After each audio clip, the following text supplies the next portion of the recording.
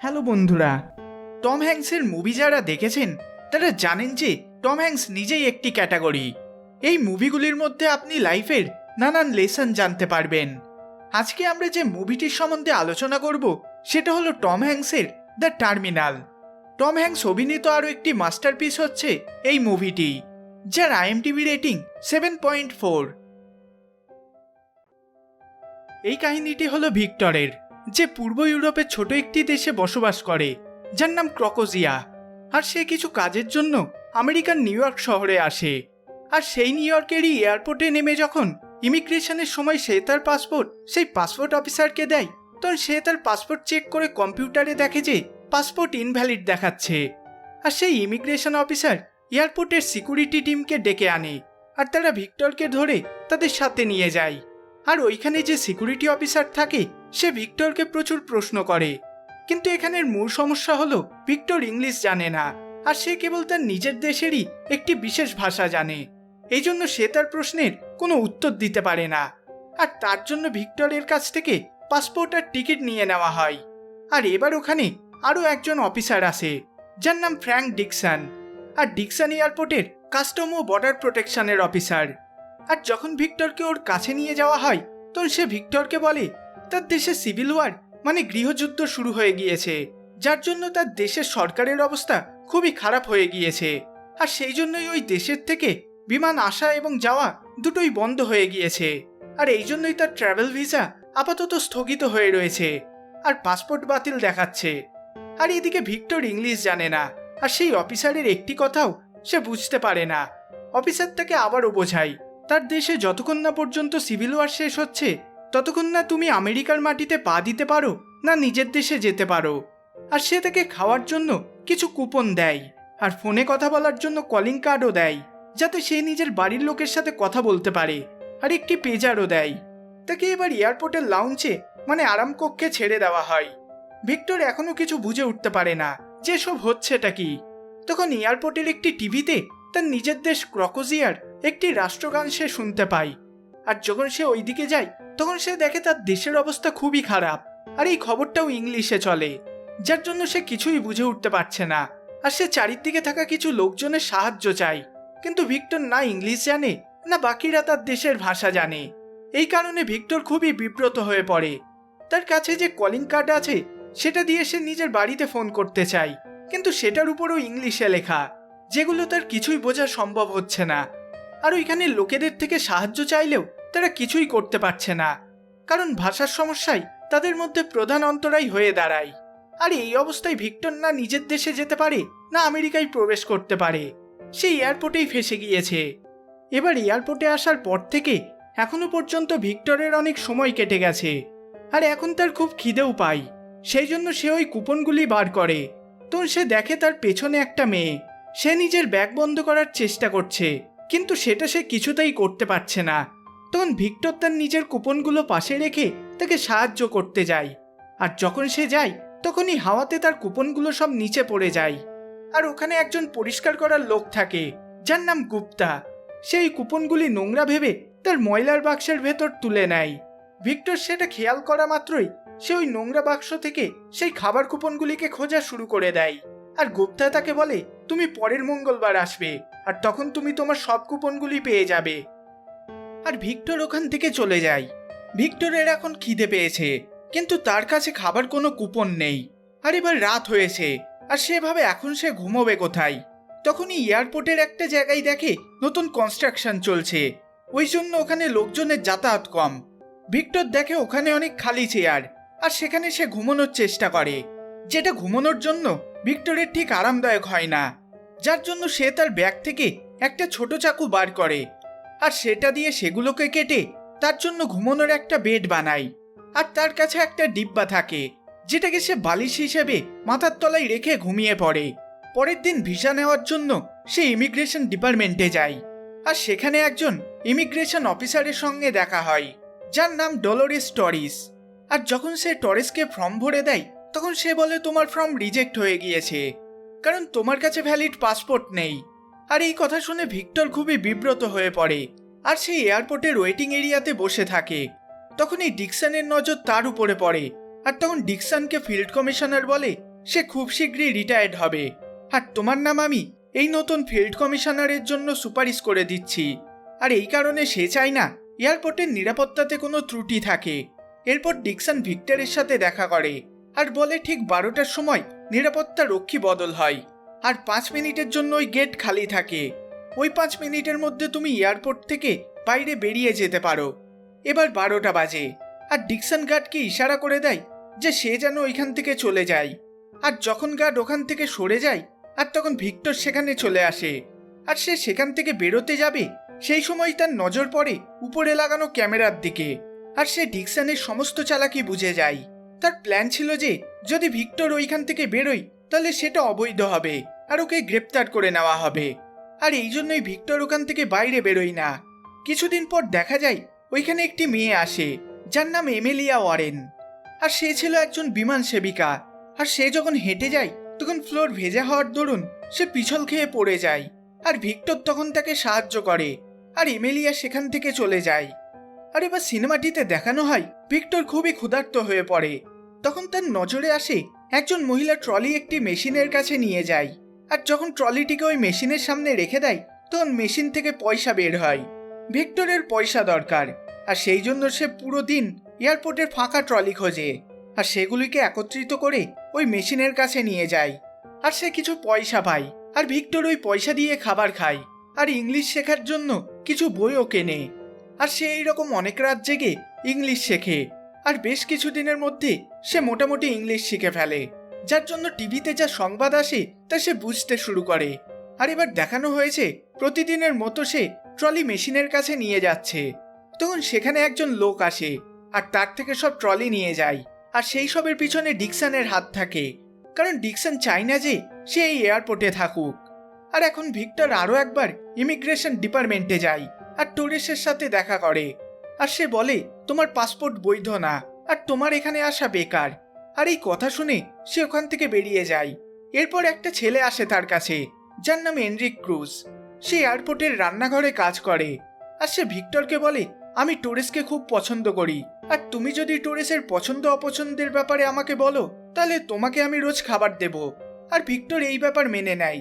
আর এরপর থেকে ভিক্টর বারবার ইমিগ্রেশন ডিপার্টমেন্টে যেতে শুরু করে আর টোরেসের সাথে কথা বলে। একদিন টোরেস ওর কাছে জিজ্ঞাসা করে ফেলে আমি কি জানতে পারি সে কে, যার জন্য তুমি এখানে বারবার আসো? ভিক্টর তখন বলে কেউ একটা আছে যে তোমাকে পছন্দ করে, আর এই বলে সে ওখান থেকে চলে যায়। পরে সে এনরিকের সাথে দেখা করে আর বলে টোরেসের একটা বয়ফ্রেন্ড ছিল, সে তাকে ধোঁকা দিয়েছিল, আর এবার তুমি যদি ওকে ধোঁকা দাও তাহলে আমার থেকে কেউ খারাপ হবে না। কিছুদিন এইভাবে কাটতে থাকে, আর একদিন তার এমিলিয়ার সাথে দেখা হয়, আর এই মেয়েটি এয়ারপোর্টে পিছলে পড়ে যায়, আর তখন ভিক্টর তাকে সাহায্য করে। ভিক্টর দেখে সে কারোর সাথে ফোনে ঝগড়া করছে। বেসিক্যালি এমিলিয়ার এক বিবাহিত পুরুষের সাথে সম্পর্ক থাকে, আর সেই লোকটি এমিলিয়াকে অনেকদিন ধরে বোকা বানাচ্ছে যে সে কিছুদিনের মধ্যেই তার স্ত্রীর সাথে বিবাহ বিচ্ছেদ ঘটিয়ে তাকে বিয়ে করবে। আর এমিলিয়াকে কাঁদতে দেখা যায়। ভিক্টর এবার তাকে একটা রুমাল দেয়, আর এইভাবেই তাদের আলাপ হয়। আর কথায় কথায় সে ভিক্টরকে বলে তুমি কি করো? ভিক্টর বলে আমি এক বিল্ডিং থেকে অন্য বিল্ডিংয়ে ঘুরতে থাকি। আর এমিলিয়ার মনে হয় যে সে কোনো বিল্ডিংয়ের কন্ট্রাক্টর। এমিলিয়া এবার তাকে ডিনারের জন্য আমন্ত্রণ জানায়, কিন্তু সে আমন্ত্রণে মানা করে দেয় কারণ তার কাছে কোনো টাকা পয়সা নেই। আর এমিলিয়ার মনে হয় যে সে খুব ভালো মানুষ, আর সে সরি বলে ওখান থেকে চলে যায়। আর এবার ভিক্টরের ইচ্ছা হয় যে সে কোনোভাবে টাকা জোগাড় করবে আর এমিলিয়াকে ডিনারে নিয়ে যাবে। ভিক্টর এবার এয়ারপোর্টে যতগুলি দোকান আছে সেখানে কাজের জন্য যায়, কিন্তু কেউই তাকে কাজ দেয় না কারণ তার কাছে কোনো বৈধ পাসপোর্ট নেই। শেষমেশ সে একটি রং করার কাজে নিযুক্ত হয়। আর এবার এক রাতে তার বন্ধু এনরিক তার সাথে পার্টি করার জন্য বলে। সেখানে গুপ্তা থাকে, এনরিক থাকে, আর এখন গুপ্তা বলে আমার একে গুপ্তচর বলে মনে হচ্ছে। আর তখনই তাকে একটি ব্যাগ স্ক্যান করার মেশিনের মধ্যে ঢুকিয়ে দেওয়া হয়, আর তার কাছে কিছু পাওয়া যায় না, শুধু একটা কৌটো পাওয়া যায়। তখন গুপ্তা বলে এটা কি? ভিক্টর বলে এটার মধ্যে সঙ্গীত আছে, আর তার কথা শুনে সবাই হাসতে থাকে। আর এবার সবাই বন্ধু হয়ে যায়। এবার একদিন কিছু বই কেনার জন্য ভিক্টর একটি দোকানে যায়। তখন তার এমিলিয়ার সাথে দেখা হয়, আর এমিলিয়াও ওখানে কিছু বই কেনার জন্য আসে, আর ওর হাতে একটি নেপোলিয়ানের বই থাকে। এমিলিয়া ভিক্টরকে বলে তার ইতিহাস পড়া খুব পছন্দ।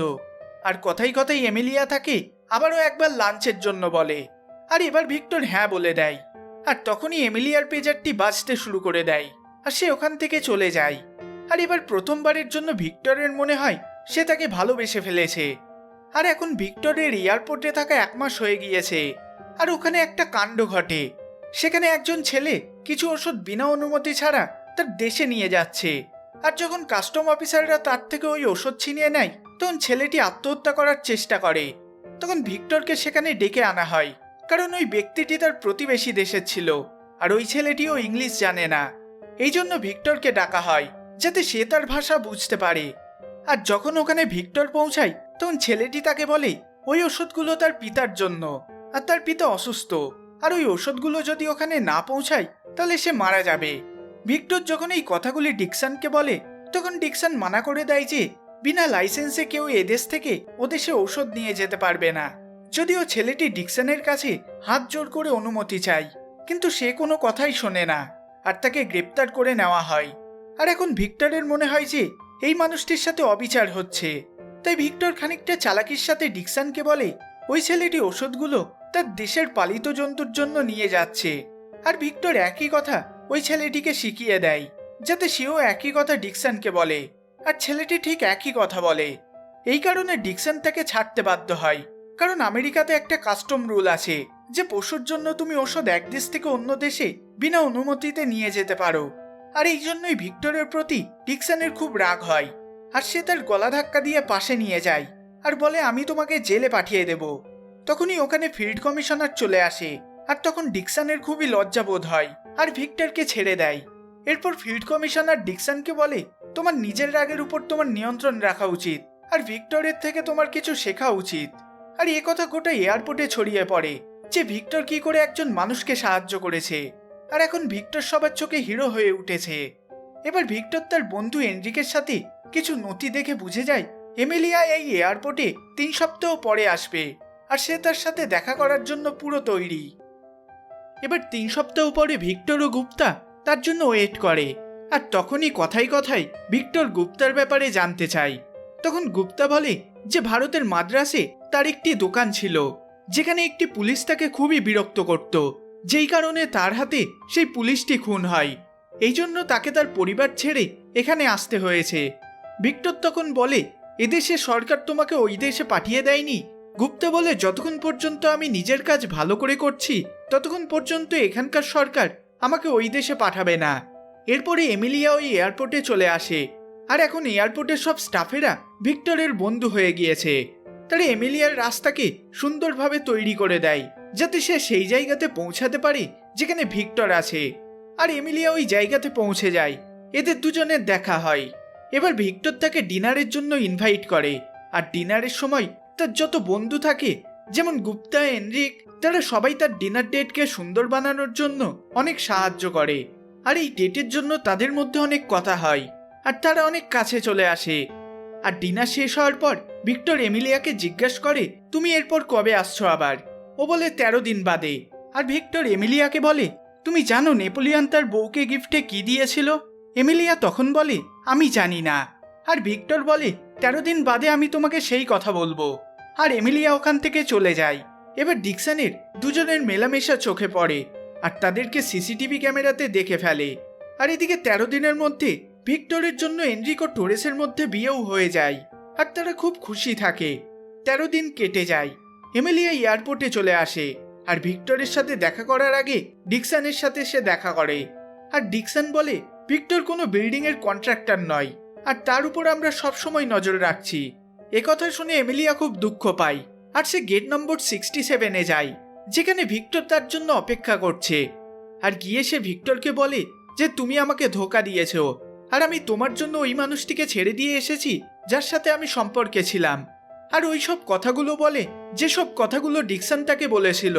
তখন ভিক্টর তার কাছে সেই কৌটোটি খুলে তাকে দেখায়। সেখানে একটা ছবি থাকে, তাতে 57টি জ্যাজ সঙ্গীতকার থাকে। ভিক্টর বলে আমার বাবা এই ছবিটি একটি পত্রিকা থেকে পেয়েছিল আর সেখানে অনেক বড় বড় জ্যাজ প্রেমী ছিল, তাই জন্য সে ওইসব সঙ্গীতকারের অটোগ্রাফ নিতে চেয়েছিল। আর সে এক এক করে সবাইকে চিঠি পাঠায়। 40 বছরের মধ্যে 56টি সঙ্গীতকারের অটোগ্রাফ সে পেয়ে যায়। আর একজন বেনি গোলসান থাকে। তার অটোগ্রাফ পাওয়ার আগেই আমার পিতার মৃত্যু ঘটে। আমি আমার পিতাকে শপথ করেছিলাম নিউ ইয়র্কে গিয়ে তার অটোগ্রাফ নিয়ে আসব, আর এই জন্যই আমি এখানে এসেছি। এইসব শুনে এমিলিয়ার চোখে জল চলে আসে আর বলে, আমি ও আমার পিতামাতা তোমার জন্য সারা জীবন অপেক্ষা করতে পারি। আর এই কথা শোনার পর সে তাকে কিস করে। কিছুক্ষণ পর তার বন্ধু তাকে একটা খুশির খবর দেয়, যেটা ভিক্টর শোনার জন্য গত 9 মাস ধরে অপেক্ষায় ছিল। সে বলে, তোমার দেশের যুদ্ধ শেষ হয়ে গিয়েছে আর এখন তুমি নিজের ঘরে যেতে পারো। সেই আনন্দে সে সেলিব্রেট করে, আর সেখানে এমিলিয়াও আসে আর এসে বলে, আমি তোমার জন্য একদিনের ভিসা বানিয়ে ফেলেছি, যাতে তুমি নিউ ইয়র্কে যেতে পারো আর ওই মিউজিশিয়ানে সাইন নিতে পারো যার জন্য তুমি এদেশে এসেছিলে। একথা শুনে ভিক্টর খুব খুশি হয়ে যায়। ভিক্টর বলে, তুমি আমার সাথে চলো, কিন্তু সে কোনো কথা বলে না আর চোখ দিয়ে জল নেমে আসে। তখন ভিক্টর বুঝতে পারে এমিলিয়া এই কাজের জন্য যার কাছে সাহায্য নিয়েছে সে আর কেউ না, ওই বিবাহিত ব্যক্তিটি যে তার সাথে ব্রেকআপ করে নিয়েছিল। বেসিক্যালি ভিক্টরের এই কাজটির জন্য এমিলিয়া ওই মানুষটির সাথে সমঝোতা করে নেয়। আর যাওয়ার আগে সে ভিক্টরকে বলে, আমি জানি নেপোলিয়ান নিজের স্ত্রীকে কি দিয়েছিল। সে বলে সে একটি লকেট দিয়েছিল যেখানে লেখা ছিল ভাগ্য। ভিক্টর পরের দিন একদিনের ভিসা নিয়ে টোরেসের কাছে দেখা করে। তখন টোরেস বলে, এটা একদিনের জন্য এমার্জেন্সি ভিসা আর এইখানে ডিকসনের স্বাক্ষর লাগবে। আর যখন ভিক্টর ডিকসনের কাছে যায় তখন সে সেখানে সাইন করবে না বলে না করে দেয় আর তার পাসপোর্ট আর টিকিট দিয়ে বলে, তুমি তোমার দেশে চলে যাও। তখন ভিক্টর বলে, না, তাকে নিউ ইয়র্ক যেতে হবে। এই কথা শুনে ডিকসন রেগে গিয়ে বলে, তুমি যদি না যাও তাহলে তোমার 3 বন্ধুকেও জেলে ভরে দেব, কারণ এদের মধ্যে একজন কিচেন থেকে খাবার চুরি করে তোমাকে দেয়, দ্বিতীয়জন প্রতি রাতে তোমার সাথে তাস খেলে, আর গুপ্তা যে ইন্ডিয়াতে খুন করে এখানে কাজ করছে। আর এই কথা শুনে ভিক্টরের খুব দুঃখ হয় আর সে সিদ্ধান্ত নেয় যে সে নিজের দেশে ফিরে যাবে। যখন এইসবের পর সে নিজের দেশে যাচ্ছে তখন গুপ্তার খুব রাগ হয় আর ওই এয়ারপোর্টে একজন সিকিউরিটি থাকে যে গুপ্তাকে সব সত্যটা বলে দেয়। আর সব কথা জানার পর গুপ্তা রানওয়েতে যায় আর ওই বিমানের আগে দাঁড়িয়ে পড়ে, আর এই কারণে বিমানটি দেরি হয়ে যায় আর ওখানে পুলিশ এসে তাকে ধরে ফেলে আর তাকে হয়তো ইন্ডিয়া যেতে হবে। আর গুপ্তার এই বলিদান দেখে ভিক্টর ঠিক করে নেয় যে সে নিউ ইয়র্কেই যাবে। সে যখন এয়ারপোর্টের গেটের দিকে যাচ্ছে তখন ভিক্টরকে দেখে এয়ারপোর্টের সব স্টাফেরা তার কাছে চলে আসে, কারণ সবাই ভিক্টরকে খুব ভালোবাসে। কিন্তু গেটের পাশে সিকিউরিটি দাঁড়িয়ে থাকে আর ভিক্টরের মনে হয় সে আর গেটের বাইরে বেরোতে পারবে না। আর ওয়াকি টকিতে ডিকসন বলে দেয়, ওকে গ্রেপ্তার করে ফেলো। আর ওইখানে যে সিকিউরিটি অফিসার থাকে সে নিজের কোট খুলে তাকে পরিয়ে দেয় এবং বলে, তুমি যেতে পারো। আর সেই কথা শুনে ভিক্টর চমকে যায় আর এই প্রথমবার ভিক্টর গেটের বাইরে যায় আর নিউ ইয়র্কের মাটিতে পা রাখে। এইসব দেখে ডিকসন দূর থেকে ছুটে ভিক্টরকে ধরতে আসে, কিন্তু ততক্ষণে ভিক্টর গেটের বাইরে চলে গেছে। আর গেট থেকে বেরোনোর পর সে এমিলিয়াকেও দেখে। তারা দুজনে নিরাপত্তার সাথে বিদায় জানায়। এবার ডিকসন বাইরে এসে যায়। ততক্ষণে ভিক্টর ট্যাক্সির মধ্যে বসে পড়ে আর ডিকসন ভিক্টরকে দেখে হেসে ফেলে। এরপর ভিক্টর সোজা সেই জায়গায় যায়, সেখানে জ্যাজ সঙ্গীতকার বেনি গোলসানের সাথে দেখা করে আর তার অটোগ্রাফ নিয়ে তার পিতার দেওয়া কথা রাখে। ছবিটির শেষে দেখানো হয় ভিক্টর ট্যাক্সিতে বসে আছে আর চালক তাকে জিজ্ঞাসা করছে যে আপনি কোথায় যাবেন, আর ভিক্টর বলে বাড়ি। ভিক্টর 9 মাস পরে ঘরে ফেরে আর এর সাথে সাথে সিনেমাটিও শেষ হয়ে যায়।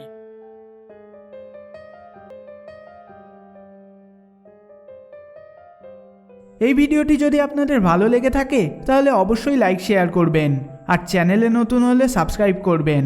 দেখা হবে পরের বার অন্য কোনো ভিডিওতে। ধন্যবাদ।